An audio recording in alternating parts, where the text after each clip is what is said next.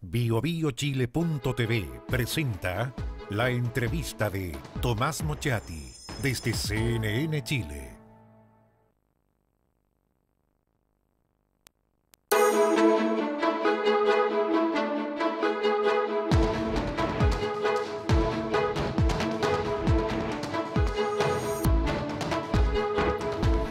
Buenas noches. Después de 5 meses aproximadamente de gobierno, es importante hacer un análisis, o sea, raya para la suma, porque posiblemente se acerquen momentos definitivos, muy decisivos para este gobierno, porque es un gobierno que quiere ser o transformador, según la oposición, una contrarreforma, pero si no tiene éxito, ¿con qué discurso se queda?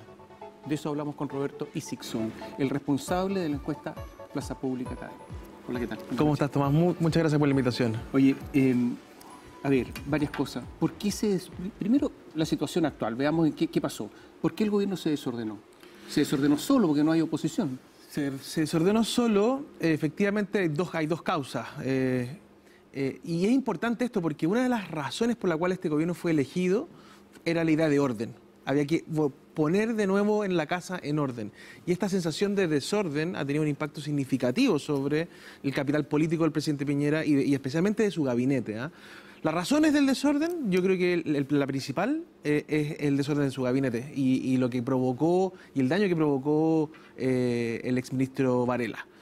Eso llevó de alguna manera a que, sumado con la frustración de expectativas normal, producto de alguna manera que esta sensación de que no llegaban los tiempos mejores, se creara un clima muy significativo que terminó impactando la aprobación del gobierno. Y sabemos que el presidente Piñera y todos los presidentes se empiezan a poner nerviosos cuando los números no les son favorables o no son explicables. Y creo que a eso se le sumó también, finalmente, el cierre consecutivo de 3 grandes empresas conocidas, Maersk, Pasta Suazo y ANSA, que finalmente lo que generó es que la frustración de expectativas fuera mayor a la normal, a la que tienen los gobiernos con normalidad. Entonces, de alguna manera, esta luna de miel que el presidente Piñera no necesariamente se esperaba el año pasado, que se creó producto del triunfo en la segunda vuelta, se terminó anticipadamente. Y eso de alguna manera generó un desorden que hoy día pensábamos que se lo había recuperado el presidente con el anuncio de la reforma tributaria, pero dura 3 días y vemos hoy día que se vuelve a desordenar.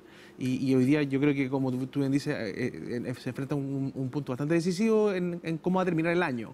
Oye, a ver, una de las cosas que se criticaba al gobierno de Michelle Bachelet, entre otras, entre muchas, es el desorden. Entonces, justamente la palabra desorden no podía ser una característica del nuevo gobierno porque justamente esa es la diferencia que quería marcar, lo que tú dices. ¿Cómo se entiende que personas que teóricamente son expertas en administrar, expertas en mandar, expertas en ordenar, resulta que caen en esto? Fíjate que no hay embajador todavía nombrado en Francia, no hay embajador nombrado en Italia, no hay una serie de cargos que... ¿Cómo se entiende esto? ¿Qué pasó? Yo no sé bien y no conozco la interna, pero a mí me preocupa mucho más lo que pasó ayer en la Cámara de Diputados, porque el presidente Piñera tomó una decisión... ¿Tú te refieres al sueldo mínimo? Al sueldo mínimo. O sea, yo creo que aquí el gobierno no leyó de forma correcta este debate. Mira, un punto sobre el sueldo mínimo, porque es tremendamente importante. La semana que cayó el ministro Rojas, a propósito de desorden, digamos, en la semana más álgida del debate de derechos humanos en Chile, la noticia de la semana para los chilenos fue el sueldo mínimo, y no derechos humanos y no la caída de Rojas. Así de sensible es para los chilenos el sueldo mínimo, así de importante es. Entonces yo no logro entender realmente la razón por la cual el gobierno insiste con veto presidencial si no sabe que tiene los votos o no tiene una negociación asegurada para poder aprobarlo. Entonces yo creo que es muy complejo lo que se instaló ayer en el Congreso y el estado de ánimo hoy día o de crispación hoy día con que la élite política, gobierno y oposición, están llevando adelante las conversaciones. Tú sabes que, porque tú eras una persona informada en política, que están comenzando los problemas al interior del gobierno, que ya hay críticas fuertes hacia el segundo piso, que hay críticas fuertes hacia Gonzalo Blumel, que ya este gobierno desordenado pero cohesionado al final porque tenía un objetivo, comienza a resquebrajarse a solo 5 meses. ¿Qué puede hacer el presidente? Porque se están produciendo diferencias muy importantes. Por ejemplo, diferencia entre los pragmatistas y los principistas, como decía un diario hace un diario La Tercera. Pero eso está, todos lo sabemos. Entonces, ¿cómo podría ordenar, de acuerdo a los datos que tú tienes? Porque de los datos se sacan conclusiones. ¿Cómo podría ordenar el gobierno? ¿Hacia dónde tendría que ir? A ver, yo creo que lo primero es que efectivamente ya no puede volver a usar la bala del cambio de gabinete. Los cambios de gabinete son golpes de efecto, no son objetivos para recuperar aprobación presidencial, por ejemplo, nunca lo han sido. Te permiten retomar el control de la agenda y el gobierno con el cambio de gabinete anterior no lo logró hacer. Lo logró hacer solo con un Piñera intensificado. Acordémonos que esa semana Piñera decide entrevista a un diario dominical importante, entrevista en la mañana 1 hora y media programa de televisión y en la noche. Y luego, a mitad de semana, cadena nacional. O sea, la lectura del gobierno fue necesitamos más Piñera para retomar el orden. Y eso lo que da cuenta es que efectivamente lo que tiene que estar viendo el presidente es que su gabinete, su equipo hoy día no está de alguna manera cumpliendo con las expectativas que se tenían, ordenando la casa. Yo veo bien al ministro Chadwick, veo bien a la ministra vocera, pero creo que efectivamente fuera de eso hay otros que de hecho tienen mucha experiencia política que no han logrado dar con el tono. Vamos viendo, aterricemos. ¿Quiénes no dan el tono? O sea, yo creo que hoy día efectivamente, por ejemplo, lo que dice la opinión pública, el ministro Santelice, y vamos a ver cómo sale del conflicto de Quintero, porque lo afecta a él principalmente, tiene un problema. Yo creo que... Tú lo habrías despedido, ¿no? Yo creo que la opinión pública demandaba efectivamente un cambio también en salud. O sea, de hecho, mira, un punto interesante, cuando tú comparas el nivel de aprobación que tenía el ministro Santelice con respecto a la que tenía en la misma fecha el ministro Mañalich, eran casi 10 puntos menos de aprobación. O sea, en salud efectivamente están pasando cosas complejas y el ministro Santelice ayudó al desorden. Entiendo que el presidente le dio la oportunidad, lo reafirmó con el subsecretario, que también finalmente se tradujo en más desorden. Pero yo creo que hay un área sensible. Creo que lo que pasó ayer en sueldo mínimo efectivamente obliga al ministro Blumel a recuperar de alguna manera el orden legislativo. Si lo que a mí me preocupa mucho lo que pasó en materia de sueldo mínimo y de cómo se está llevando la discusión sobre la reforma tributaria. Sería una pésima señal para el gobierno que, por ejemplo, se rechace la idea de legislar. ¿Qué otro ministro no da el ancho? Yo creo que hoy día esos son los principales focos de conflicto que yo estoy viendo. En materia de opinión pública creo que está algo bajo la aprobación del ministro Monkever de Trabajo, está algo baja la aprobación del ministro Larraín, pero creo que él en la interna lo ha hecho bien y creo que ha logrado ordenar su gestión. Yo diría que por ahí están los principales focos. Ahora, de nuevo, insisto que creo que esto no se soluciona con un nuevo cambio de gabinete porque ya esa práctica ya ocurrió ya. Entonces, creo que de alguna manera el presidente tiene que citar un consejo de gabinete y retomar las prioridades. Da la impresión que es el presidente el que se equivoca. Partamos por ahí, porque él se equivocó con Gerardo Varela, fue una decisión absolutamente de él, no con los partidos. Sí. Mauricio Rojas fue de él, Alejandra Pérez fue decisión de él. Aquí no hay una... A ver, normalmente las decisiones ministeriales son un poco compartidas con los partidos, etcétera, pero en estos casos, los 3 ministros que fracasaron fueron decisiones totalmente personales de Piñera. Eso me parece normal, los presidentes no son perfectos y cometen errores, y son errores que son corregibles. Está bien, pero no fueron responsabilidades compartidas. No, en este caso yo creo que y el presidente, tengo la impresión de que asume esa responsabilidad haciendo el cambio de gabinete y luego sacando a Rojas, que duró 4 días. Y efectivamente creo que, de nuevo, o sea, creo que la tarea de gobernar hoy día se trata de ir corrigiendo posibles errores y encauzando crisis. Yo escribí una columna hace un tiempo que decía que el verdadero arte de gobernar hoy tiene que ver con cómo yo encauzo expectativas. No puedo pretender crearlas o manejarlas, eso es imposible hoy día, pero sí puedo encauzarlas. A propósito de eso, encauzar expectativas, eso es mirar en grande, mirar el bosque y no el árbol. Sebastián Piñera es capaz de eso, que está encargado de la minucia, a veces de que se gasta mucho los sándwiches de la moneda. Entonces, hay algunos que dicen que se está pareciendo más a un gerente de administración y finanzas y no a un gerente general. No, pero mira, yo creo que con eso, Tomás, si nosotros comparamos a Piñera 1 con Piñera 2, Piñera ha crecido mucho en eso, ha ganado en esos atributos. Bueno, yo creo que, o sea, al menos para la primera etapa sí ha sido suficiente. Lo que pasa es que tenemos que ver ahora cómo resuelve, efectivamente. Y creo que la suma de Quintero más debate, sueldo mínimo y reforma tributaria no fue la más correcta, digamos. Yo creo que ahí hay una cuestión que no entiendo bien, yo no conozco la interna de qué ocurrió y por qué el gobierno se permitió llegar a esta situación en el Congreso. Yo creo, es evidente que el gobierno ha tratado de postergar en los debates en el Congreso, no tiene mayoría parlamentaria, la oposición evidentemente no va a querer negociar de forma amigable, eso toda oposición tiene ese comportamiento. Es cierto también que la oposición todavía no está rearticulada, pero parece encontrar estos puntos de encuentro que les permiten construir un mensaje común, pero efectivamente yo creo que esto va a requerir de nuevo la intervención del presidente Piñera. A ver, Roberto, ¿qué necesita el gobierno? Votos en el Congreso de la democracia cristiana, hablemos claro, porque votos del PP es muy difícil, votos del PS con la posición que tiene el PS hoy día es muy difícil, y para qué decir más allá, es la democracia cristiana el asunto. Sí. Dicho eso, ¿no tendría que haber sido pragmático Sebastián Piñera y haber despedido a Castillo o haberle pedido que renuncie en pos del gobierno y en pos de algo superior? Yo te lo voy a poner de otra manera. Tengo la impresión de que el subsecretario Castillo debería asumir la iniciativa. El subsecretario Castillo. Yo creo que el presidente Piñera hace lo correcto. Él defiende la inocencia de Castillo, porque entiendo que está convencido de que así es, de que el subsecretario Castillo es inocente. Pero el subsecretario Castillo debería darse cuenta que efectivamente hoy día es una piedra de tope para la gestión política del gobierno y al gobierno le vendría bien que él pusiera su cargo a disposición del presidente, que son matices, pero que son matices importantes. Yo creo que el punto está hecho en la defensa de la inocencia del subsecretario Castillo en relación a la muerte o el asesinato del expresidente Frei Montalva, pero evidentemente está entorpeciendo la labor política del gobierno. Vamos a ir a una pausa, te voy a dejar una pregunta planteada, que es una tesis más bien. ¿La reforma tributaria podría transformarse en un asunto fundamental para el éxito o el fracaso del gobierno? Es decir, si no se aprueba la reforma tributaria, es un gobierno que queda con el ala rota y por lo tanto ya no puede volar más. Se acerca en estos momentos, ahora, en las próximas semanas, la parte fundamental para que este gobierno tenga éxito o fracaso. Volvemos en un instante.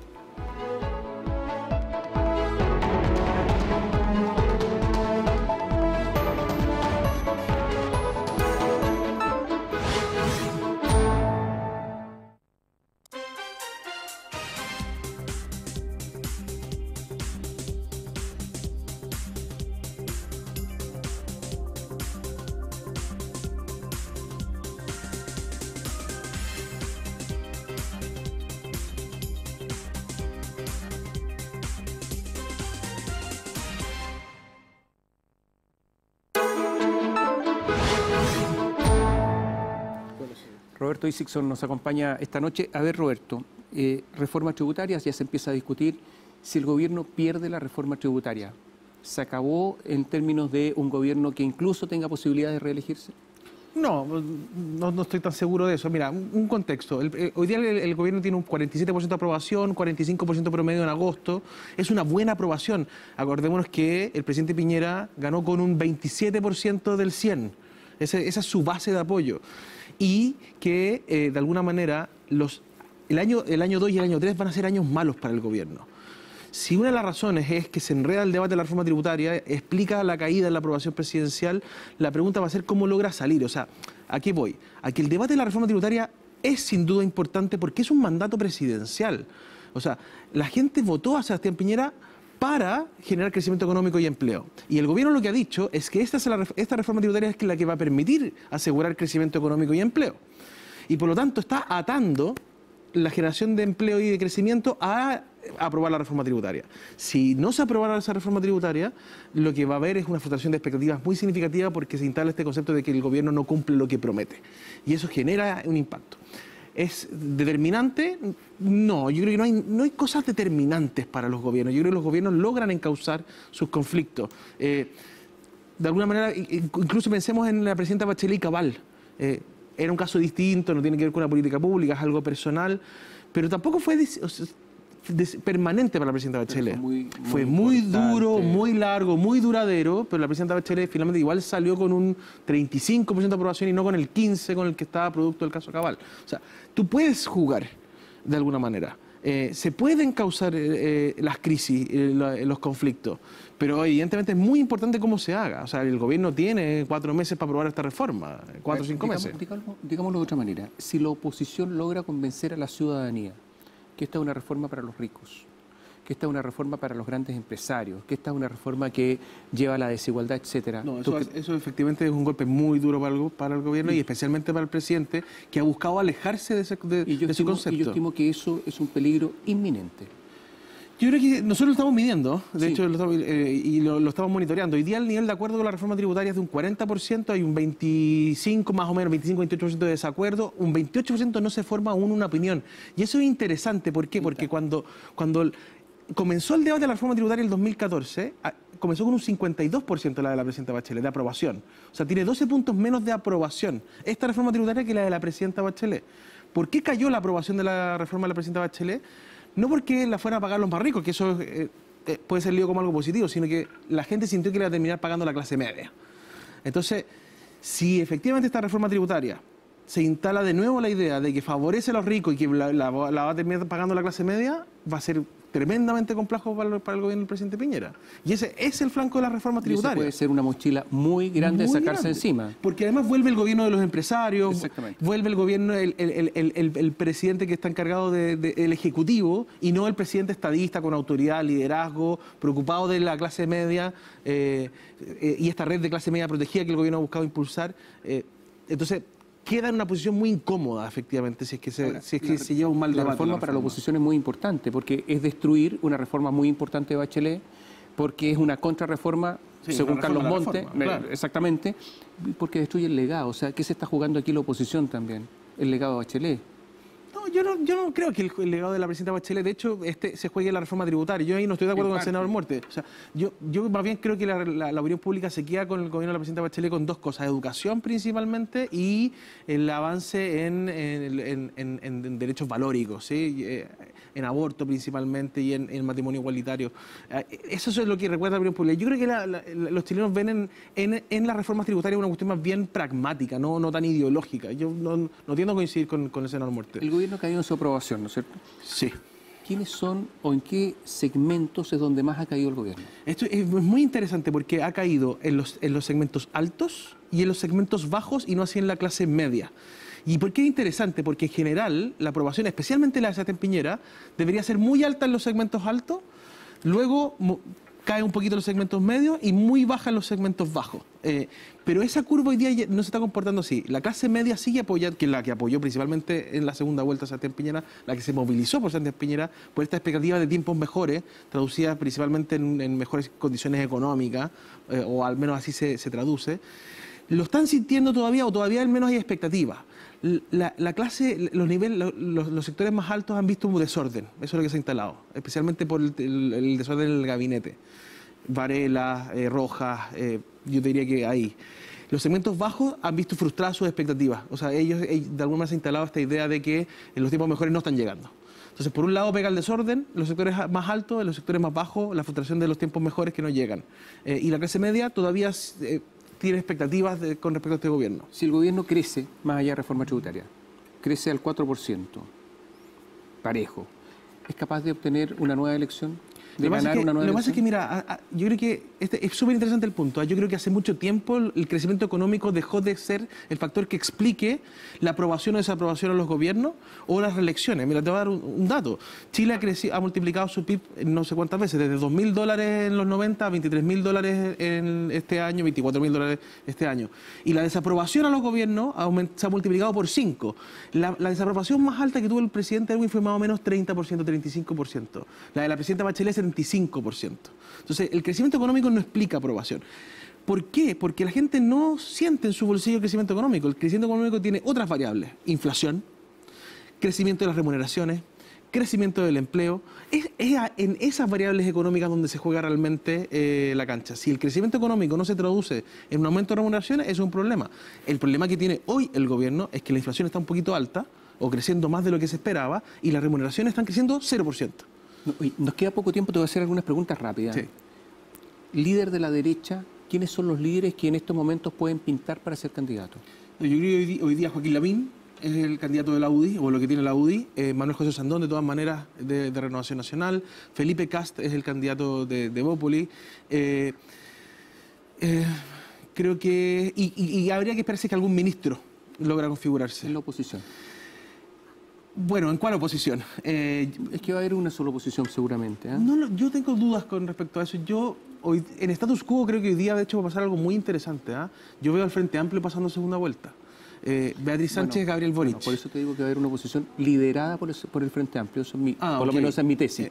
O sea, la ex nueva mayoría adhiriéndose al Frente Amplio. Me cuesta creer que la nueva mayoría no va a tener un candidato propio en primera vuelta al mes. Que va a perder. Y que claro, hoy día hay varios liderazgos, por nombrar algunos, en el PPD, yo creo que Ricardo Lagos Weber, Heraldo Muñoz también, en el Partido Socialista José Miguel Insulza, está el mismo Álvaro Lizalde, que hay muchos que tienen muchas ganas. El mismo Alejandro Guillé podría querer... ¿En serio? O sea, él podría querer, digamos. Yo creo que ahí, en querer hay muchas alternativas. Pero efectivamente ninguno creo que ha logrado todavía, y la política es muy dinámica, construir un liderazgo que se proyecte como presidencial, y eso es un problema para la nueva mayoría. Y un problema también para la democracia cristiana. Entonces, hoy día, de alguna manera, la nueva mayoría tiene que buscar una forma de construir sus liderazgos más allá de lo que pueda hacer Gabriel Boric o la Beatriz Sánchez o Jorge Sharp en el Frente Amplio. Se sigue deteriorando la DC, o sea, se sigue esfumando el centro político con Ciudadanos, que ya vemos, eso fue un escándalo. O sea, ¿la DC se sigue achicando, por ejemplo? Lo que pasa es que el centro político ya no existe realmente como creíamos que existía. No hay una demanda por centro político hoy día. El centro político terminó siendo hace mucho tiempo bisagra para elegir gobiernos de derecha o de izquierda, entonces perdió identidad. Desde Eduardo Frei Ruiz Tagle, más o menos. Entonces, yo creo que hay un espacio para reconstruir un centro, pero más que político, yo creo que tiene que ver con otro tipo de ejes, que son más bien valóricos. Yo creo que hay un centro liberal, por así decirlo. Yo creo que ahí hay un eje que combine esas variables, asociado a temas como, no solo lo valórico, sino tiene que ver con liberar lo económico, modernización del Estado, temas futuros. Y yo creo que lo que está pasando en Chile, que también es interesante, es que el eje político ha perdido valor, el eje socioeconómico también ha perdido relevancia, esta idea de lucha de clase ha perdido mucha relevancia, y hoy día lo que estamos viendo es un quiebre generacional. O sea, yo creo que hoy día la demanda por renovación, por nuevos liderazgos, por rostros nuevos, es muy relevante, y la gente está empezando a votar más. Entonces yo creo que ahí hay una diferencia. De hecho, creo que el próximo presidente de Chile debería tener menos de 60 años de todas maneras. Y en renovación de liderazgo está ganando el Frente Amplio. Está ganando el Frente Amplio, sin duda. Y creo que Egópolis está haciendo cosas interesantes. Felipe Cast es en parte algo de renovación. Hernán Larraín Mate, que como presidente de Egópolis también ha mostrado una postura interesante. Creo que en la UDI, Jaime Belolio... pero la mayor dirigencia joven Macaya, está en el Frente pero Amplio. Efectivamente hoy día los rostros jóvenes están en el Frente Amplio. Gracias Roberto. Muchas gracias, Tomás. Y ustedes, muchas gracias por seguirnos, buenas noches.